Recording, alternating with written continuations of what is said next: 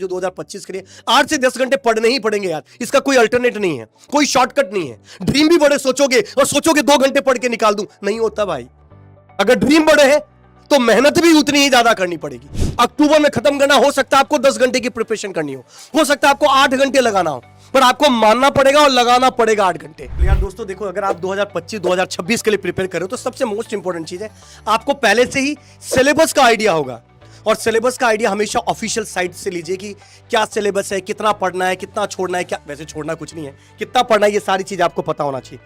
और दूसरी चीज हमेशा मैं बोलता हूं, जो 2025 के लिए बच्चे प्रिपेयर करने वाले हैं उनको हमेशा अक्टूबर के आसपास, मैक्सिमम नवंबर में आप सिलेबस को बाइंड अप करने की कोशिश करिए। अगर आप 80+ का टारगेट लेते हो तो आपको सिलेबस को अक्टूबर लास्ट तक ही बाइंड अप करना होगा सर। बिल्कुल। और टेस्ट भी बहुत ज्यादा लिखने होंगे, लगभग फुल लेंथ टेस्ट की मैं बात करूं तो 20+ आपको फुल लेंथ टेस्ट लिखना होगा। यही चीज अगर मैं बात जो 2026 की बात कर रहा हूं तो वो अभी स्लो रेट से चल सकते हैं, थोड़ी डेप्थ में जा सकते हैं, सब्जेक्ट में थोड़ा और ड्राइव कर सकते हैं, थोड़ी वास्ट लेवल पे जाके पढ़ सकते हैं, प्रैक्टिस और ज्यादा कर सकते हैं। इन सब चीजों की रिक्वायरमेंट होगी। सबसे पहले देखो, फिनिश सिलेबस ये हमेशा ही मानना। बहुत सारे लोग सर पहले से ही मान के चलते हैं, जैसे कोई सब्जेक्ट में है वो कंफर्टेबल फील नहीं करते तो वो सोचते हैं ये सब्जेक्ट छोड़ देते हैं। पर आजकल की सिचुएशन के हिसाब से अगर मैं बात करूं तो एक भी सब्जेक्ट को छोड़ना गेट के हिसाब से सुसाइड माना जाएगा।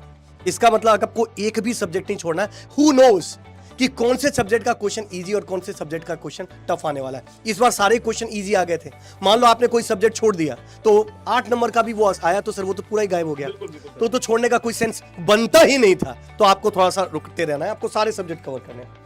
हाउ मच टाइम लेफ्ट यार, 2026 वाले चिल मार सकते हो, एकदम कूल होके, ज्यादा भागना नहीं है, हड़बड़ाना नहीं है, तसल्ली से बैठो, आराम से समझो एग्जाम की डिमांड को। पर जो 2025 के लिए प्रिपरेशन करे मेरे प्यारे दोस्तों, उनको अपने टाइम जोन आपको समझना होगा। अक्टूबर में खत्म करना, हो सकता है आपको 10 घंटे की प्रिपरेशन करनी हो सकता है आपको 8 घंटे लगाना हो, पर आपको मानना पड़ेगा और लगाना पड़ेगा 8 घंटे। सर कॉलेज है, जाना पड़ता है, सेक्रीफाइस करने पड़ेंगे कुछ टाइम कॉलेज का भी। और कॉलेज में भी आजकल जो फैकल्टीज है वो आप लोगों को, जो टीचर्स है, बहुत सपोर्ट करते हैं यार। अगर आप उनको बोलते हो, सर हम दिल्ली में गए थे, जब बच्चे से एक मिले थे, उस बच्चे ने भी यही चीज बोला था कि हमने कॉलेज में बताया कि हम गेट की प्रिपरेशन करते हैं। हालांकि ये सिचुएशन कुछ कॉलेज में अपोजिट भी हो सकती है, बट बहुत सारी जगह आज की सिचुएशन में सपोर्ट करते हैं, क्योंकि गेट की प्रिपरेशन जनरली वही बच्चा करता है जो सिंसियर है, राइट, जो डेडिकेटेड है, जिनको पता है कि कहां पहुंचना है। तो अगर आप सही तरीके से गेट की प्रिपरेशन करें, आपको कोई टेंशन लेने की जरूरत नहीं है। तो हाउ मच टाइम लेफ्ट आपको पता होना चाहिए कि 5-6 महीने। हालांकि मैंने पहले ही बताया सर, लगभग अभी चल रहा है आपके पास मार्च अप्रैल से जुड़ लेते हैं, अप्रैल मई जून जुलाई अगस्त सितंबर अक्टूबर नवंबर दिसंबर और जनवरी, लगभग 10 महीने के आसपास बचे हुए हैं। तो 10 महीने इंटू 30 कर देता हूं तो लगभग आपके पास 300 से ज्यादा दिन आपके पास है। अभी आपको ज्यादा हड़बड़ाना नहीं है कि बहुत कम टाइम बचा है, बहुत प्रेशर है, इन सब चीजों को लेकर हड़बड़ाना नहीं। मोर देन सफिशिएंट आपके पास बचा हुआ है। और जैसा अंकित सर ने बताया, जो सिलेबस है गेट का, सीएच की स्पेसिफिक बात करूं, अगर मैं सिविल की बात करूं बहुत लंबा सिलेबस है, बट अगर मैं सीएच की बात करूं तो लगभग 6 महीने के आसपास का सिलेबस है। और डीए में 2 महीने और लगाने होंगे, 8 महीने और हो गए, तब भी आपका नवंबर में जाके टेस्ट खत्म हो जाएगा। दिसंबर जनवरी फरवरी में तो पेपर देना है। तो sir more than sufficient time है, सही ट्रैक पे चल रहे हो। और डीए की भी खतरनाक team, Manoj sir already all India 13 थे, व्योमेश सर थे, पीएचडी किए हुए फैकल्टीज हैं जो आप लोगों के सामने ड्राइव करने वाले हैं। Hours assign to 8 to 10 hours per day. मैंने आपको पहले बताया, जो 2025 के लिए 8 से 10 घंटे पढ़ने ही पड़ेंगे यार। इसका कोई अल्टरनेट नहीं है, कोई शॉर्टकट नहीं है। ड्रीम भी बड़े सोचोगे और सोचोगे 2 घंटे पढ़ के निकाल दूं, नहीं होता भाई।